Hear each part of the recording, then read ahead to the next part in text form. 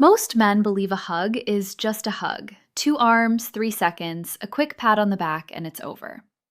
The problem is that a hug is the one moment where a woman learns something about you that words cannot fake. She learns how you handle closeness. She learns whether you are actually there or whether you are already halfway to the next thing. And most men lose her in the first half second of it. Not because they lack confidence, not because they are unattractive, and certainly not because they are too old. They lose it because nobody ever explained the difference between touching someone and being present with them. A hug is not a move. A hug is a message. And she reads that message long before she can put it into words. Here is what makes this strange. A man can spend an hour saying the right things and undo all of it in a 2-second embrace that felt like a handshake with extra steps. Meanwhile, a quieter man says almost nothing, hugs her once, and she thinks about it on the drive home. By the end of this, you will understand 4 rules that decide which of those 2 men you are. You will notice things in your own body you have been doing on autopilot since you were 25, and you will never hug anyone the same way again. Let's start with why the old rules stopped working. Most men learned about touch in a world where touch meant pursuit. You hugged a woman to move things forward. It was a step, a signal, a small piece of a bigger campaign. That was the language back then, and everyone understood it.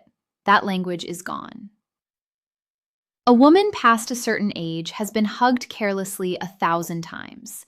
By coworkers in a hurry, by relatives who were already turning away, by men who use the hug to take something rather than give something.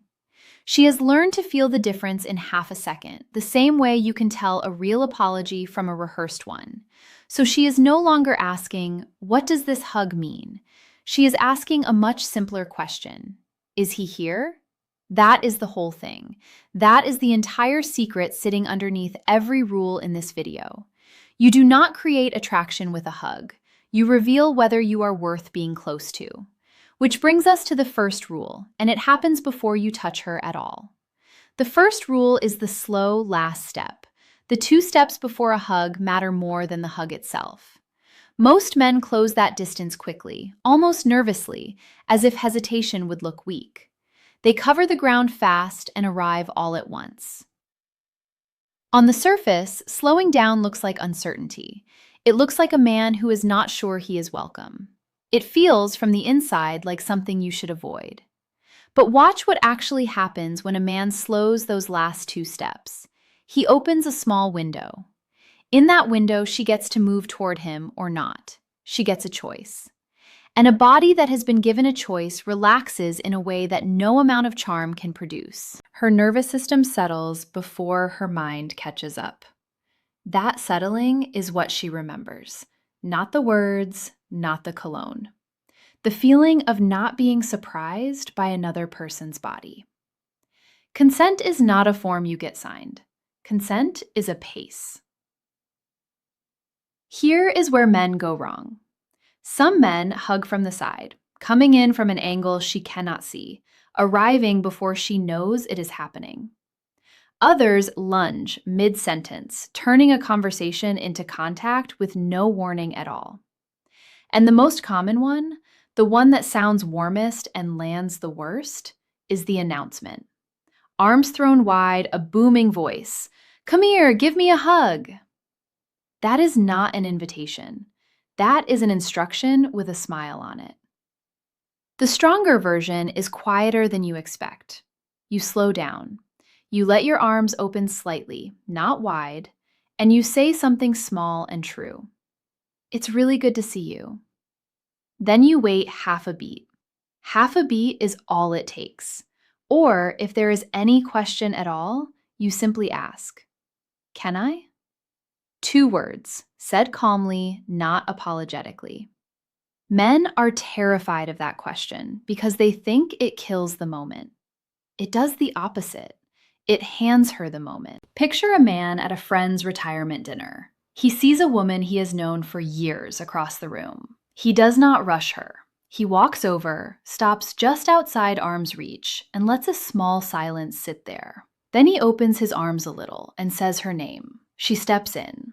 Nobody at that party will ever be able to explain what they just watched, but she will remember that he let her come to him. That is rule one. And the next rule is the one almost every man breaks without knowing it, because it is disguised as good manners. The second rule is simple: arrive with your whole body. Most men hug from the shoulders up, feet planted where they were, chest leaning forward, back straight, hips angled away. And somewhere in there, the pat. 2 or 3 quick taps between her shoulder blades. On the surface, this looks respectful. It looks like a man being careful, not overstepping, keeping things appropriate. Half the men doing it think they are being gentlemen.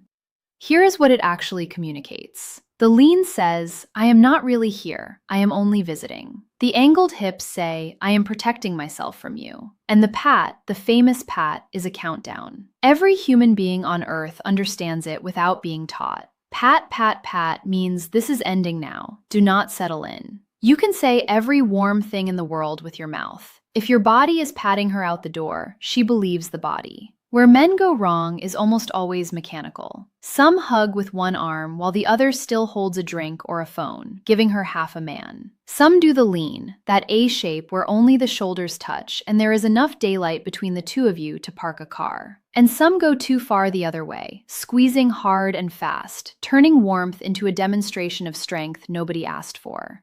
The stronger version takes 3 seconds of preparation. Put the drink down. Put the phone in your pocket. Say it out loud if you need to. Hang on, let me put this down. Or, give me a second. Let me actually hug you. That sentence is worth more than anything else in this video. Let me actually hug you. It tells her that you know the difference between a real one and the other kind, and that she is getting the real one. Then both feet under you, both arms. Full contact through the chest, not the hips. No pat, just stillness. Picture a man in a church parking lot on a cold morning. He sees someone he has not spoken to in months. He shifts his coffee to his left hand, then stops and sets it on the roof of his car instead. Then he hugs her properly, with both arms and both feet. It costs him 4 seconds and a lukewarm coffee. She will think about it that afternoon and not know why. She is not measuring your arms. She is measuring your attention. And the third rule is where most men fail, because it asks for the one thing modern life has trained out of us. The third rule is about the ending. Do not be the first to let go.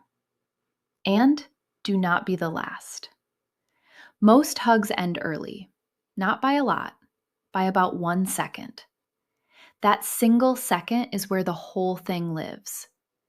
On the surface, ending quickly feels polite. You do not want to make it strange.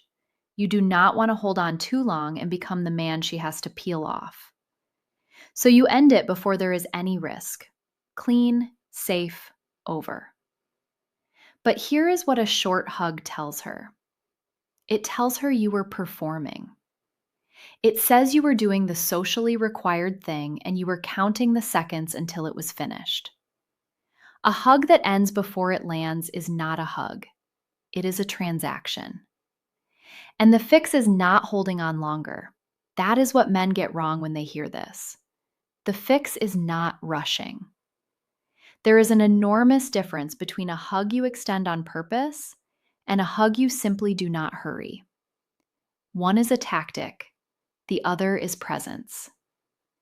Where men go wrong, again, in 3 ways. Some pull the 2-second escape, in and out before either person feels anything.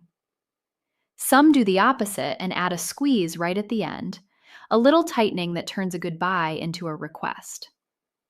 And some freeze completely, arms locked, waiting for her to solve the problem of when this ends. The stronger version starts with your breath. When your arms come around her, exhale. Let your shoulders drop an inch. That is it. That single exhale is what a body reads as safety, and you cannot fake it. Then, while you are still in it, say one quiet thing. It's good to have you here. Not after, during. Words spoken during a hug land somewhere different than words spoken across a table. And when she begins to release, you release with her. Not before, not after. You can add one warm word as you step back. Okay. said softly, almost like a small laugh. That word does more work than a paragraph. Picture a man on a porch after a long dinner. Everyone else has gone inside. He hugs her goodnight and does not count. He does not squeeze. He simply does not rush. Then he lets go exactly when she does, and steps back half a step and says nothing at all. She drives home and cannot stop thinking about 8 seconds on a porch. Before we go on, if any of this is landing, take a second to subscribe. These conversations are not always comfortable, but they save people years because there is one rule left, and it happens after the hug is already over, which is exactly why almost nobody knows about it. The fourth rule is this: the hug is not finished when the arms open. The 10 seconds after a hug decide what the hug meant. That is where the meaning gets assigned. Everything before it was raw material. On the surface, the moment feels done. Arms drop, bodies separate, the event has concluded. Most men treat those next 10 seconds as empty space to be filled with anything at all. But watch what happens inside those 10 seconds. She is slightly open, slightly closer than before. And she is watching, without meaning to, for what you do with what just happened. If you get nervous, she learns the hug made you nervous. If you make a joke, she learns you needed to escape it. If you comment on her body, she learns what the hug was really for. Every single one of those is an answer to a question she did not ask out loud. Where men go wrong is painfully consistent. The first is the joke. Careful, don't fall in love. Said to cut the tension, it tells her the tension was too much for you. The second is the compliment aimed at her body. You smell good. You feel good. Even said kindly, it moves the moment from connection to inventory. And the third is the disappearance, the immediate change of subject, the glance at the phone, the sudden urgent interest in the weather. The stronger version is almost nothing. You step back, you hold eye contact for 1 full second, not 2, and you let it be a little quiet. Then, if you say anything, say something about the moment, not about her body. I'm glad you're here. Or, that was needed. Or say nothing at all and simply keep looking at her for 1 beat longer than is comfortable. Then smile and continue the conversation you were having. Silence, held on purpose, reads as strength in a way that no sentence ever will. Picture a man at a Sunday market. He hugs a woman he has been slowly getting to know. When it ends, he does not scramble for a line. He steps back, looks at her, and lets 3 seconds of nothing happen. Then he picks the conversation back up exactly where it was, as if he has all the time in the world. She will not remember what they talked about. She will remember that he did not run. Now step back and look at all 4 rules at once, because they are not 4 rules. Rule 1 was slowing down. Rule 2 was arriving fully. Rule 3 was not rushing the ending. Rule 4 was staying present after. Every single one is the same thing wearing different clothes. Every one of them is attention. Slowing the last 2 steps is attention. Setting down the coffee is attention. Exhaling instead of counting is attention. Holding eye contact for 1 extra second is attention. The mechanics change. The deeper purpose rarely does. And that is why none of this can be performed. You cannot fake a slow step if your mind is somewhere else. You cannot fake an exhale. The body is an honest instrument, and hers has been reading other bodies for 60 years. So the real question was never how to hug a woman. The real question is whether you are actually in the room when you do it. Most men are not. Most men are 3 thoughts ahead, worrying about how they are landing, rehearsing the next sentence, managing an impression. She can feel all of it through a coat. A hug is not a move, it is a message. And the message is always the same one. Here is how much of me is here right now. So let's put this in plainer words than we started with. You do not trigger attraction with a hug.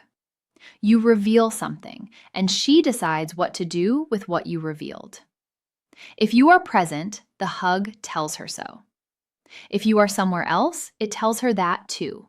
And no technique in the world will cover it. But here is what you can do starting today. You can notice the pat in yourself and in others, and you can stop doing it. You can notice the moment your hips angle away. You can notice your own breath going shallow and let it go long instead. You can notice the 10 seconds after and stop filling them with noise. Those are small things. They are also the whole thing. And there is something worth saying plainly for men who have started to wonder if this stage of life closes doors. The men who do best at this are not the wealthiest men. They are not the most handsome men. And they are not the loudest ones in the room. They are the ones who pay attention. That skill does not fade with age. It sharpens. It is the one advantage that gets better the longer you have been alive. And almost nobody uses it. If this was useful, subscribe and turn on notifications so the next one finds you. Because she will forget almost everything you say to her. She will not forget how it felt when you finally stopped hurrying. Does a real hug tell you more about a person than an hour of conversation, or less? Tell me below. And type "watch till the end" so I know who stayed.